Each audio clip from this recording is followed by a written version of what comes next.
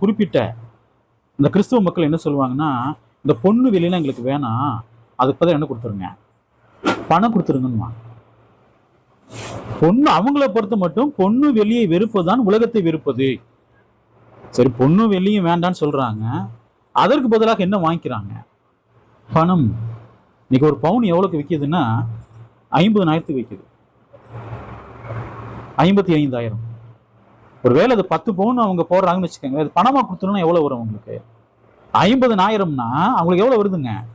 5 லட்சம் ரூபாய் வருது. அது பாவம் இல்லையா?